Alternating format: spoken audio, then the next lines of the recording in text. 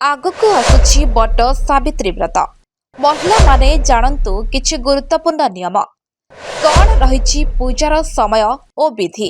ବିବାହିତ ମହିଳାମାନଙ୍କ ପାଇଁ ବଟ ସାବିତ୍ରୀ ବ୍ରତକୁ ବହୁତ ସ୍ୱତନ୍ତ୍ର ବୋଲି ବିବେଚନା କରାଯାଏ। ପୌରାଣିକ କଥା ଅନୁସାରେ ରାଜା ଅଶ୍ୱପତିଙ୍କ କନ୍ୟା ସାବିତ୍ରୀ ତାଙ୍କ ସ୍ୱାମୀ ସତ୍ୟବାନଙ୍କ ପାଇଁ ବଟ ସାବିତ୍ରୀ ଉପବାସ ପାଳନ କରିଥିଲେ। ସେହି ଦିନଠାରୁ ମହିଳାମାନେ ନିଜ ସ୍ୱାମୀଙ୍କ ମଙ୍ଗଳ ପାଇଁ ବଟ ସାବିତ୍ରୀ ଉପବାସ ପାଳନ କରନ୍ତି। ଏହି ଉପବାସ ଜ୍ୟେଷ୍ଠ ମାସର ଅମାବାସ୍ୟା ତିଥିରେ ପାଳନ କରାଯାଏ।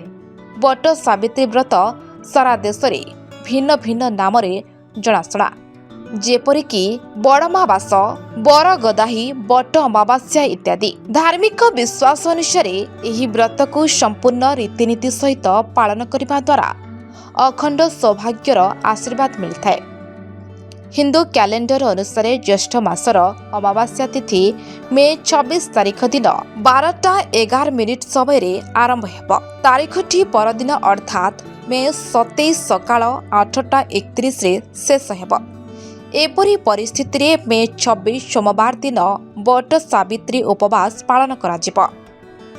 ବଟ ସାବିତ୍ରୀ ବ୍ରତ ଦିନ ମହିଳାମାନେ ବ୍ରହ୍ମ ମୁହୂର୍ତ୍ତରେ ଉଠି ସ୍ନାନ କରିବା ଉଚିତ।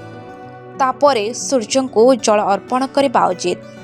ଏହାପରେ ଉପବାସ କରୁଥିବା ମହିଳାମାନେ ସଜାଡ଼ି ହୋଇ ବରଗଛ ତଳେ ଥିବା ସ୍ଥାନକୁ ସଫା କରି ପୂଜା ଆରମ୍ଭ କରିବା ଉଚିତ।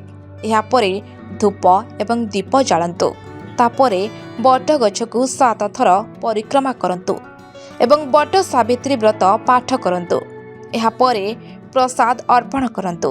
ଶେଷରେ ମନ୍ଦିର କିମ୍ବା ଗରିବ ଲୋକଙ୍କୁ ଖାଦ୍ୟ ଏବଂ ଟଙ୍କା ଦାନ କରନ୍ତୁ। ଧାର୍ମିକ ବିଶ୍ୱାସ ଅନୁସାରେ ବଟ ସାବିତ୍ରୀ ବ୍ରତ ପାଳନ କରିବା ଦ୍ୱାରା ବୈବାହିକ ଜୀବନ ସୁଖମୟ ହୁଏ ଏବଂ ପାରିପାର୍ଶ୍ୱିକ ପ୍ରେମ ସମ୍ପର୍କ ଆହୁରି ମଜବୁତ ହୁଏ। ଏହା ବ୍ୟତୀତ ଏହି ବ୍ରତ ପାଳନ କରି ପିଲାମାନଙ୍କର ସୁଖ ମଧ୍ୟ ପାଇପାରିବେ। ଏହି ପୂଜାରେ ବଟ ଗଛକୁ ପୂଜା କରାଯାଏ, କାରଣ ବିଶ୍ୱାସ କରାଯାଏ ଯେ ଭଗବାନ ବ୍ରହ୍ମା, ବିଷ୍ଣୁ ଏବଂ ମହେଶ 3 ଜଣ ବଟ ଗଛରେ ବାସ କରନ୍ତି। ଏହିପରି ବିଧି ଅନୁସାରେ ପୂଜା କଲେ ଭଲ ଫଳ ମିଳିଥାଏ ବୋଲି ବିଶ୍ୱାସ ରହିଛି।